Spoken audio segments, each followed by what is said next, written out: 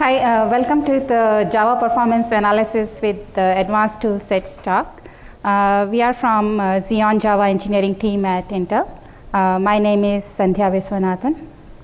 I'm Alexey Ignatenko, and there is the third participant who could not, come today is Vladimir Ivanov. We all work on Java performance analysis for Xeon platforms. So before I begin the talk, here are some legal disclaimers. And here's some more. And finally, an optimization notice. So what's the motivation? As we all know, modern hardware has features like multiple cores per processor, multiple processors in a system. There is a CPU cache hierarchy with multiple levels, for example, L1, L2, and the last level cache. To reduce the memory latency, there are cache coherency mechanisms. And the cores support advanced instructions. For example, 128 and 256-bit SIMD arithmetic instructions, the SSE and AVX instructions, and also complex instructions like AES, NI, and digital random number generator. Also, the software has grown in complexity. There are multiple threads, and across multiple threads there is data sharing going on, and there are synchronization, and there are various new software models that have come up, like virtualization and cloud. So with all this complexity in both hardware and software, we need more advanced tools to do performance analysis and tuning, and to identify the bottlenecks. There are some standard performance analysis tools that you could use. For example, you could use JStack to see the Java stack, or get some deadlock detection. You could use JMap to get the heap dump or know about the object histogram, or you could use the NetBeans or Eclipse profilers for identifying the hotspots in your application. If you want to do more complex analysis tasks, like looking at the JVM, Java, and Java native interface stack and heap, or want to do basic hardware and software-based profiling, or a combination thereof, or you want to look at your LLC cache misses, or where the memory locks are happening, or branch misprediction, then or you want to visualize or filter all this data that you have collected.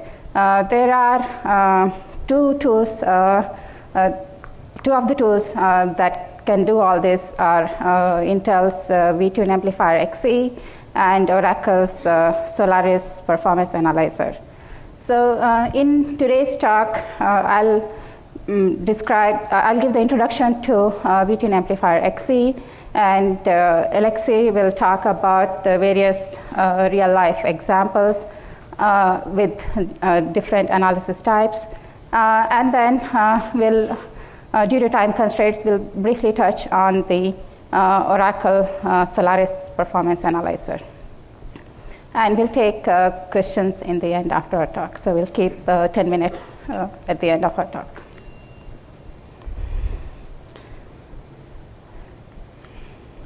So Intel VTune Amplifier XE is available as part of the Parallel Studio XE, and it's also available standalone.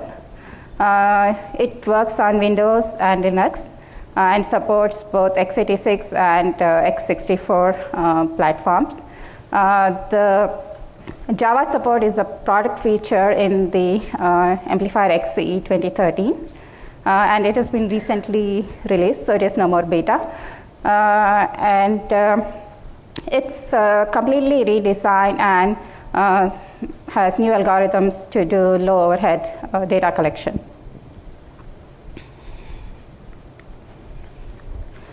So VTune Amplifier XE supports two data collection types.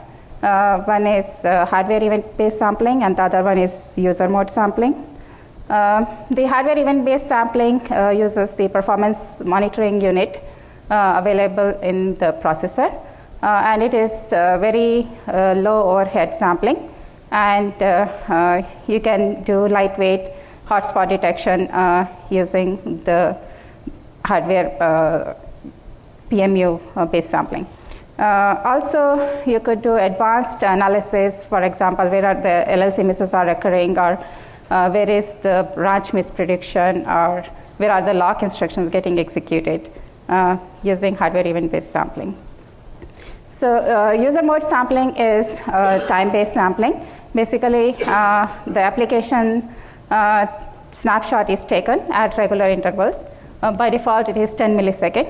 And using this snapshot, the call stack is analyzed, and the hotspot is identified, and also the call count estimation is done.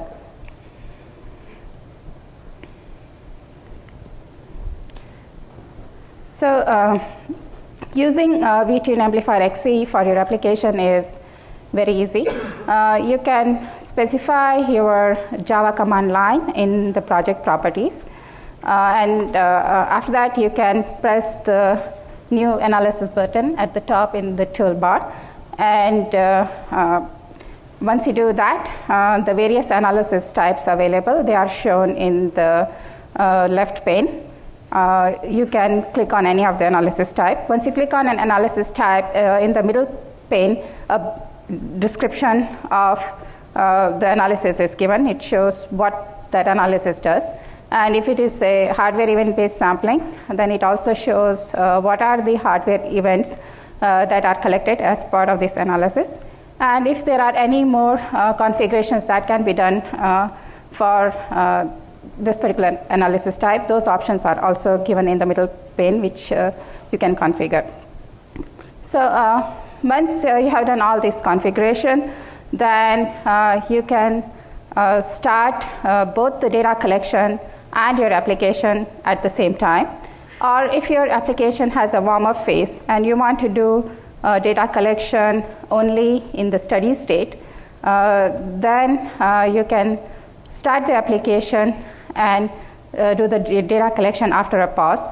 This pause duration and the data collection duration can also be specified in the project properties. If you suppose you want to do data collection on a remote server where you don't want to take the graphical user interface, so then on the lower right-hand side there is a button, get command line. You can use that button to get the Amplifier XE command, and using that command you can do the data collection on the remote server and bring the results back to your notebook or desktop where your graphical user interface is. And then you can look at the data, you can filter it, and you can analyze it or graphically view it. So in this slide, we are showing the various analysis types that are available. And I'll briefly go over them, and Alexei will go over them in detail. So we already know about the lightweight hotspot, which is the hardware event-based sampling. And the second one is hotspot, which is the user mode sampling. And then there are certain preset analysis type using a combination of hardware events provided for different architecture. For example, for Sandy Bridge architecture, there is an analysis type provided called bandwidth. So with this analysis, you can see what is your read and write memory bandwidth. You can see where your LSC misses are occurring or where DRAM accesses are happening. Then there is another analysis type called excess contention, which tells you about the memory, where the memory lock instructions are used. And there is another analysis type for identify the branchiness of your program and where branch misprediction are occurring. That's the branch analysis. And for high performance applications, you can use the loop analysis, which will give detailed information about the loops. Thank you, Sandhya. So now we come to the most interesting part of this presentation, which is related to the real examples. And we are going to analyze 3 examples. The first one is mixed stack test, which is a simple Java application which also has a native C++ part. And we are going to look and we are going to show you the major capabilities of Intel VTune Amplifier when analysis of mixed stack applications.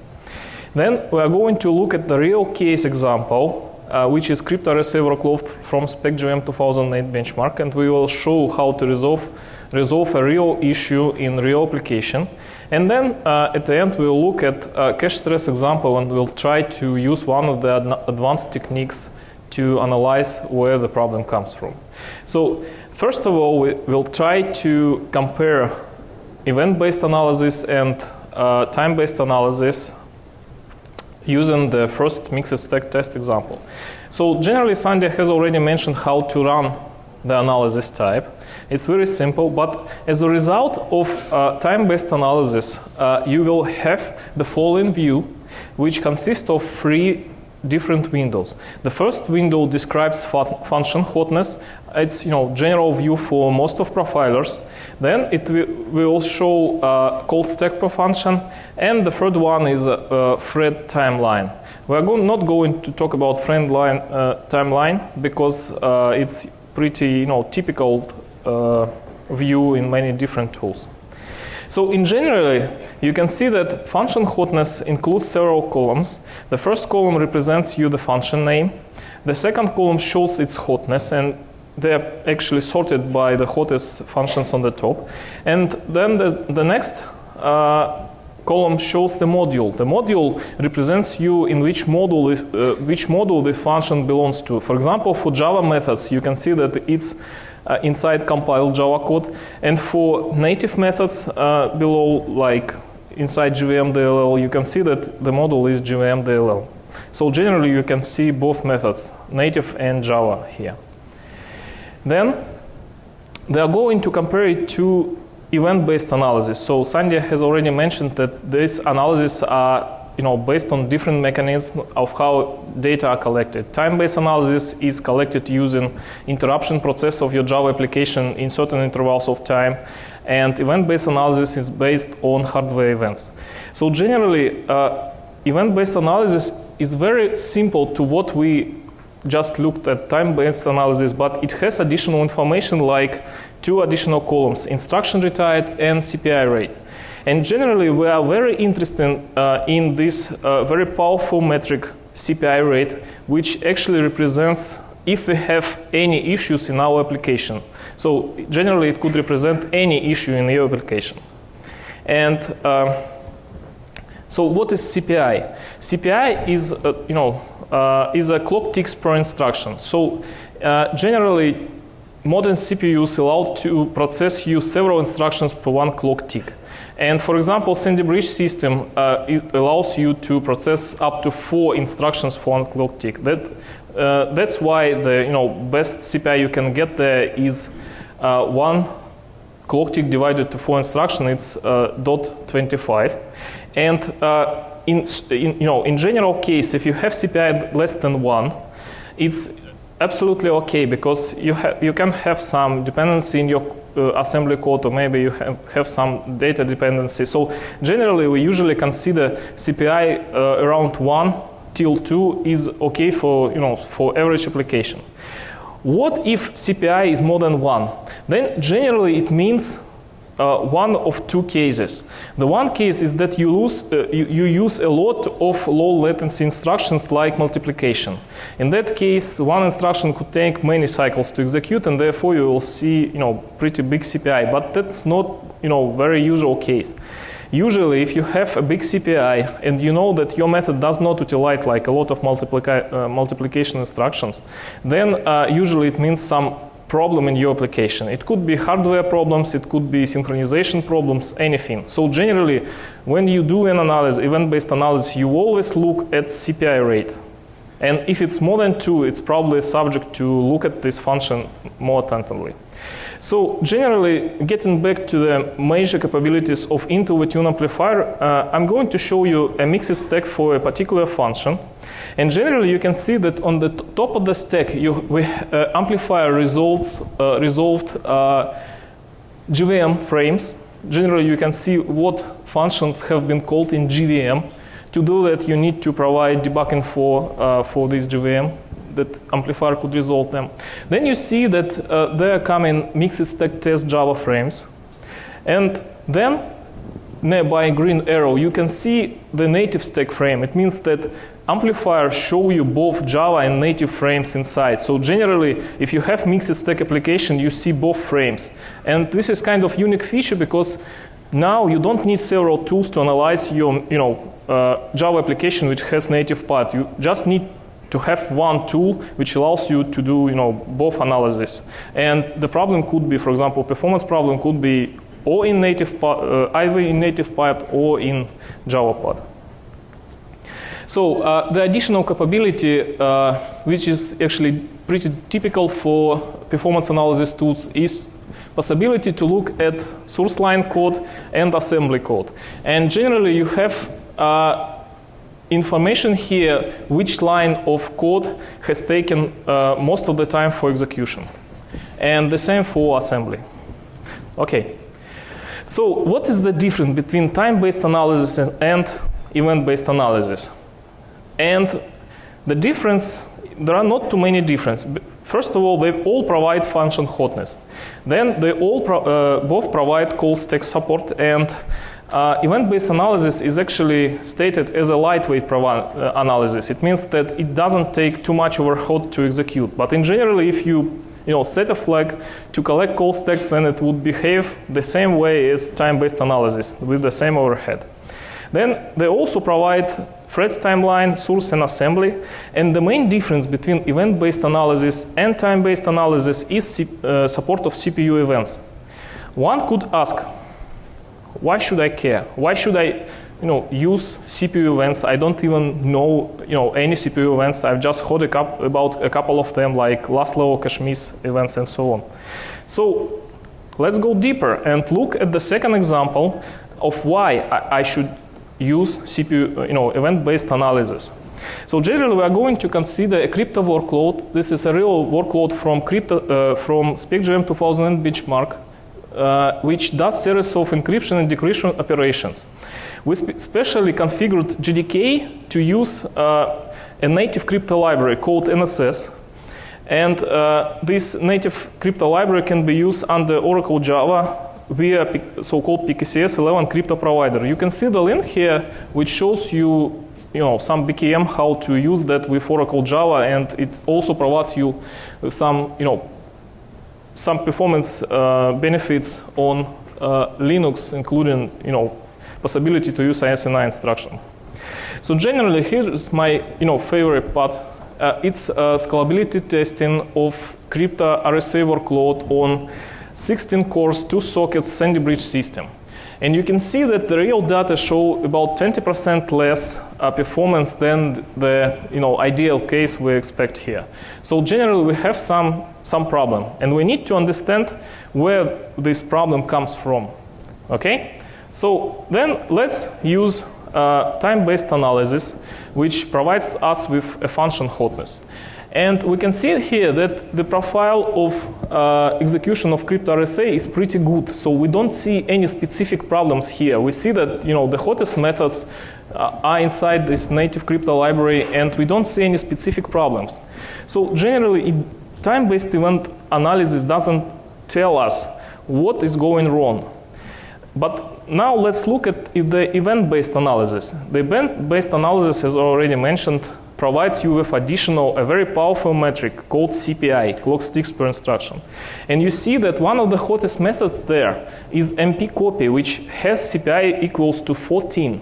It means that for one instruction, execution of one instruction takes about 14 clock ticks. It's not typical. It definitely says about some problem in our application.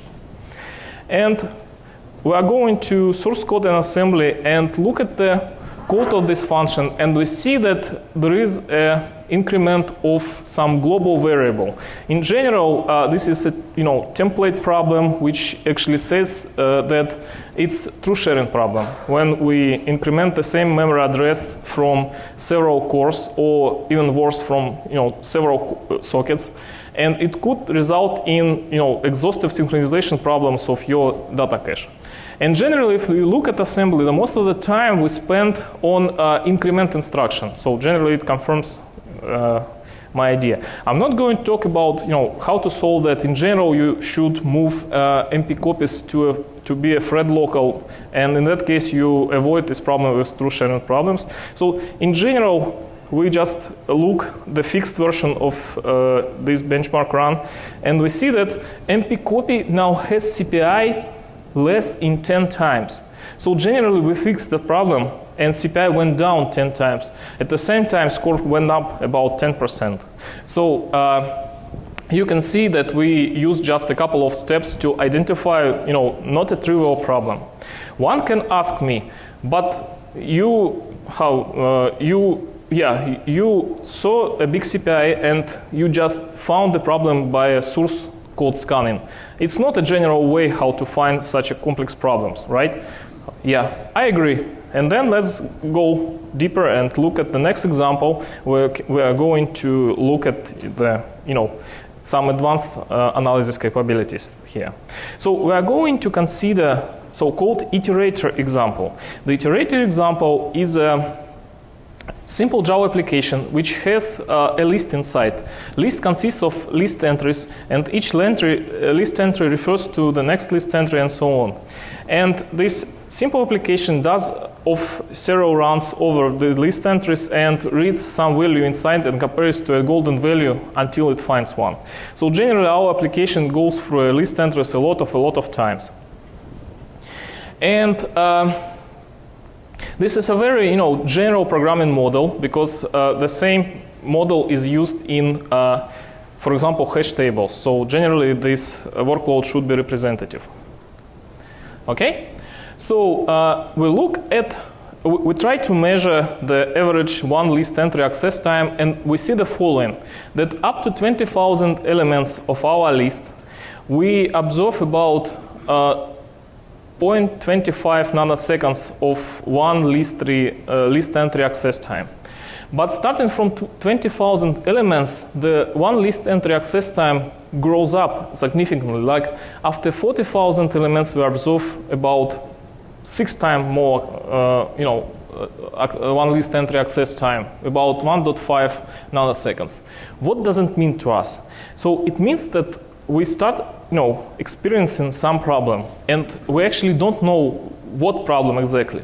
So generally we want to try event-based analysis, and the event-based analysis showed that for the major iteration function, list iterator iterated, we have CPI equal to 7. 7 is too much. We execute one instruction for 7 clock ticks. It's too much. So generally we want to look at this function. Just realize that the code scan showed that there are no template problems inside the code. So you didn't find any true sharing problems or any synchronization. So what can you do else? What can you look? So here we try to present you a very powerful approach. This approach is called top-down approach. It was a very big step for amplifier team to introduce this approach into VTune amplifier, because it allows you to identify in which component exactly you have the problem. Just realize that modern CPU consists of several components. The first component I would say about is front end. Front end is responsible for instruction decoding. Then the next component is backend. Backend is mainly responsible for getting data to execution unit. For example, it could be loading data from cache to registers or from memory to registers. So generally, this is backend, and then execution unit itself. So the top-down approach allows you to identify in what exactly area you have, your application have problems. So generally, it could be front-end bound problems, back-end bound problems, or bad speculation. Front-end bound problems are usually caused by some instruction cache misses, ITLB misses, and so on. Back-end bound problems can be caused by some DTLB misses, data cache misses, and some other events. And there is, you see, the red of bad speculation. Modern CPU allowed to, execute some number of code ahead of, the execution process, and in case of, for example, some branch was not taken, these execution results are dropped, and that causes speculation problems. So generally, Intel VTune amplifier has an analysis called general exploration. This is exactly implementation of this top-down approach, and I'm going to show you the results of this analysis for our particular iterator example. So generally, you see the top function here, iterate it, which has CPI about 6.5, and you see here that there are following 4 blocks. They are retired pipeline slots, cancel pipeline slots, backend bound slots, and front-end bound slots. In general, these 4 blocks describe exactly the same stuff what I've just talked about with top-down approach. They describe in which component you have problem in. In generally, you can see that retired pipeline slots is actually as big as this number is better, because retiring instruction means that execution passed OK. If you have this value around 1, then the perfect case. In case you have cancel pipeline slots, that it means usually some speculation problems, but in general we don't see a lot of speculation problems inside some typical application. And then there are coming 2 most frequently met problems. It's backend bound stalls and front-end bound stalls. And in this particular example, we see that we have backend bound problems, because we have mostly 95% of all stalls coming from backend. It means that we have some, maybe some memory problems, or probably some cache problems. Anything can be there. So generally, to understand where we have these problems from, VTune amplifier team integrated a special support. You can click on the double arrow icon here, and you will have expanded into a number of events on the bottom of the slide. And you see that there are events like last level cache misses, DTLB misses, and a lot of other events. So generally, Intel VTune amplifier provided you with predefined number of events which can contribute into the bad performance of your application if it's backend bound. And in generally, we are lucky enough to see that our applications has close to 100% of last level cache misses. So generally, it means that we are most likely out of last level cache. Our work set size is too big and it doesn't fit last level cache. So and every time we access a new list entry, we get a new, last level cache miss. Generally, we work with memory directly. So, what does it mean for us, such approach? It's a bit different level of abstraction. there is a common, sense. So generally, it's not needed right now to know all events which you are going to analyze. Currently, it's a bit different level of abstraction. You just need to know the component where most of your problems come from. If it's backend, then there could be some cache misses or something else, or you can have just exhaustive synchronization, and it also will be reflected by some hardware counter. And you can consider this approach as a feedback of hardware to your software application that it has certain problems. In general, I would try my application using this tool and try to understand what problems exactly I have in my application and try to update it. And to avoid, where most of the people don't know about, some specific events. Therefore, if you drag your mouse cursor over some event, then it will have a hint what exactly this event means. It means that if you use this approach and you found that, for example, you have a lot of last level cache misses and you don't know what this event means, then you can, get a hint from into VTune amplifier which says that you have, last level cache misses, and it could probably propose why this could happen in your application for certain events. For example, for contested accesses, it provides information that it's mostly probably caused by exhaustive synchronization, and you should look at synchronization problem of your application. The same applies. The same hints apply to, for example, backend problems. You can see that it's represented as a hint for backend bound pipeline. So generally, hints also contain formulas of how these events are calculated, but you don't need to care about it. You just need to find where your problem is and then try to solve it by changing something in your application. Okay? So coming back to our example, we see that starting from 20,000 list elements, we start observing a growth of last level cache misses. And starting from 40,000 elements, we observe about 100% of last level cache misses. So generally, we are out of last level cache, and every time we access a new list entry, we get a cache miss. And that's what happens here. And there is no general solution, but the proposal here can be just to decrease work set, to decrease the size of your hash table or list entry and make more iterations to do that, to process some data.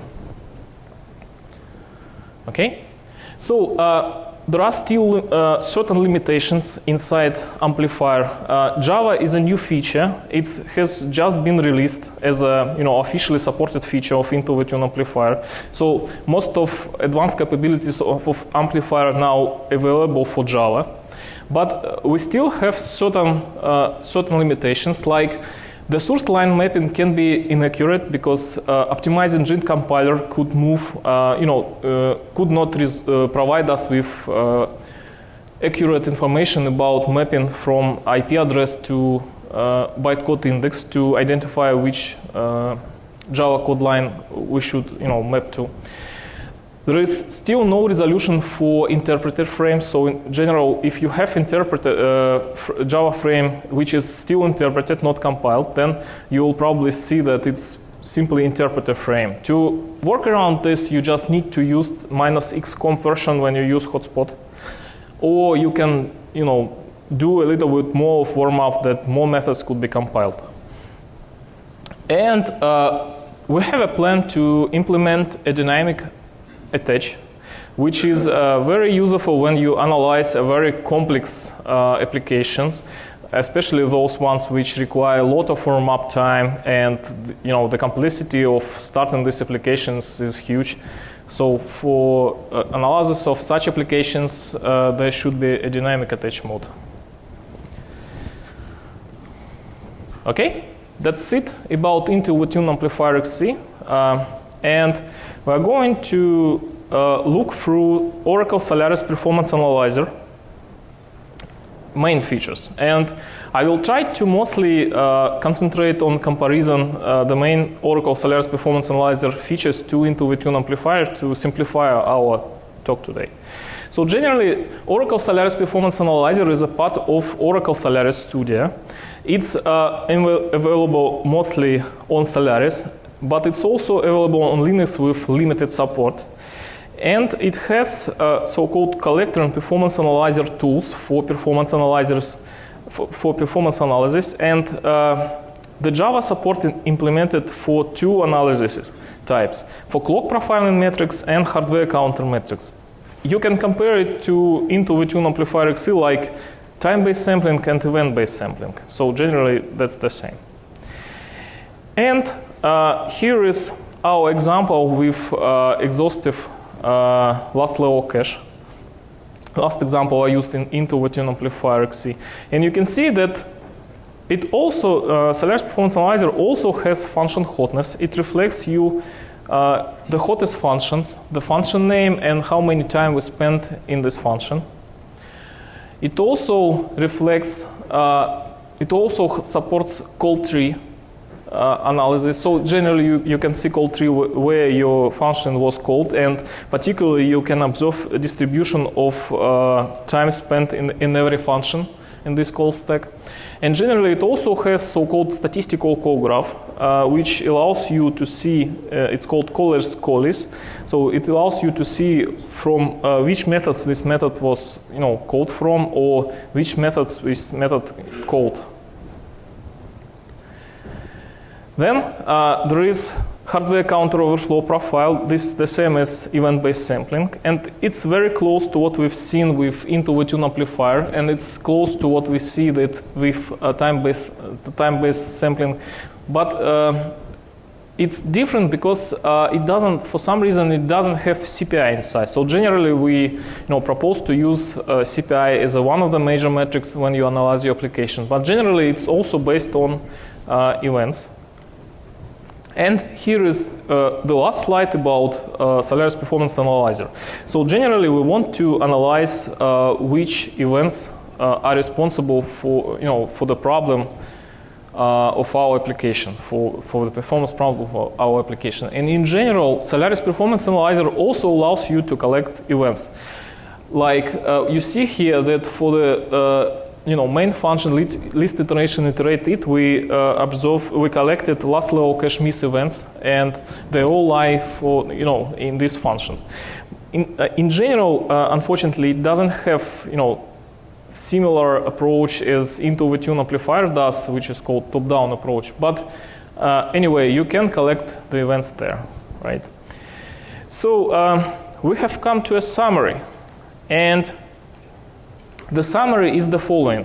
We have observed today the two advanced tool sets, which are into VTune Amplifier XE and Solaris Performance Analyzer. They target a bit different operational systems. So Solaris Performance Analyzer is mostly targets Solaris, but has limited support on Linux. And into VTune Amplifier mostly targets Linux and Windows. So generally, you need to use the tool which you need for your particular operational system, and most popular operational systems are covered. Then these tools provide you with more capabilities analysis, more powerful analysis capabilities, because they provide hardware-based information which is not available in typical tools for analysis. And in certain cases, we observe that many problems cannot be detected by typical tools like cache, when you observe a lot of cache misses, and a lot of such hardware-specific problems then result in scalability problems. And you probably know that if you solve some scalability problems, you can get really huge performance gains, like several times. So generally, the tools provide you with a lot of capabilities of analysis. And the new platforms coming are already addressed by these tools. So generally, you don't need to care about how you are going to analyze some new problem or some new additional feature in new CPU. All these problems are usually already addressed in new versions of these tools.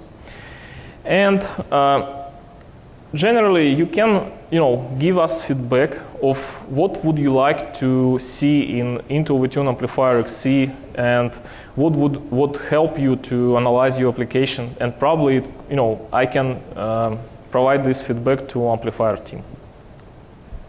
So here are a couple of links. The links to Intel VTune Amplifier XE and tutorials and documentations. Then there is a link for a 30 days evaluation version. So generally, you can simply download it and try on your application.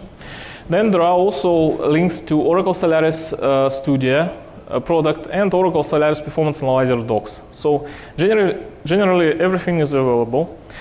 And I also talked about top-down approach.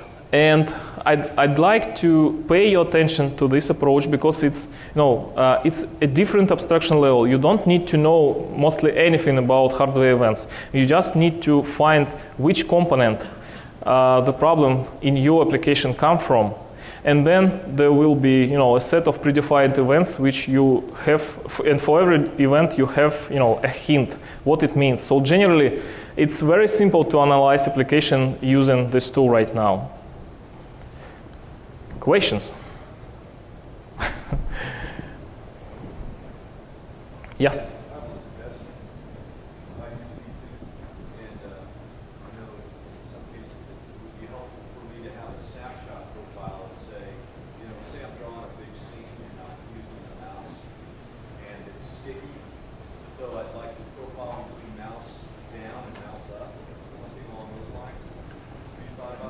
I think there is, in the recent 2013 version, they have added support for frames. So you can say when the frame begins and when the frame ends, and then on that you can do the analysis. That's the latest version? Yeah, it's introduced in the latest version. And there are some videos how to use that. Yes?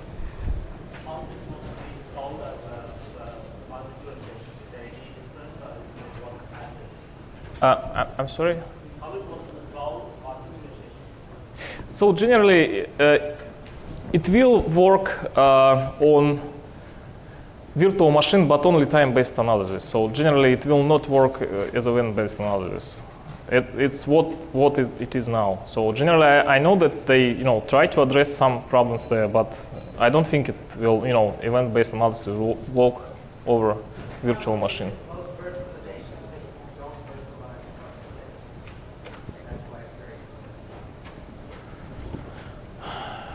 That was the question?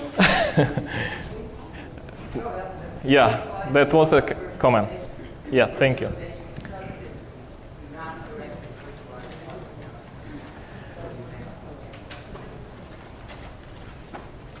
Yes?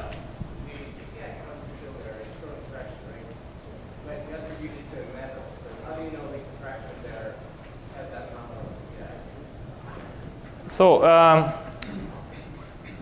first of all, look, look here. So for every method, we have average CPI inside that method, right? That's average. Yes, it's average. But if you look then into assembly, no, it's before. So see, if you look at the assembly, then we can actually find the distribution of instruction retype there, right? And in general, you should look mostly into the instruction which have most of time spent in it. In general, it means that it has the highest CPI. So generally, this time on the right side in assembly, right, CPU time, it means clock ticks. In generally, if you spend on some instruction like move most of your clock ticks, it generally means that this instruction took too much clock ticks to execute, and therefore it has the biggest CPI. So generally, you need to look at CPU time distribution.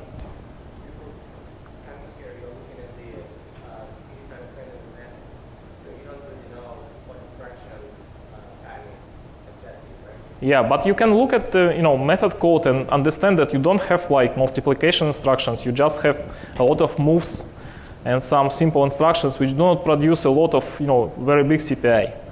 No, what I mean is, if you look at the previous view, right, where you have every CPI sort of method, sort of function, right? If your function has a lot of small passive instructions, then your average will be small. So you'll never see that large CPI there, depending on your function. Yeah, I mean, yeah, I understand what you mean, but in general, this is a event-based analysis is a statistical tool. Most likely, if you have some real problem inside that method, you will have huge CPI, and this method will be most probably be hot. It's it's statistics.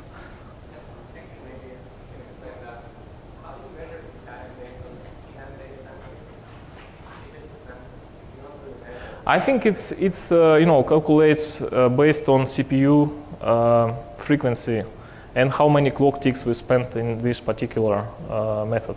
So generally, it calculates the time spent in this method. Because it's based on events, okay? Does it account for variable clock rate when it does that computation? Power saving, etc. Yeah, I think so. So it allows you to understand what was the average frequency inside. So generally, I think it takes into consideration.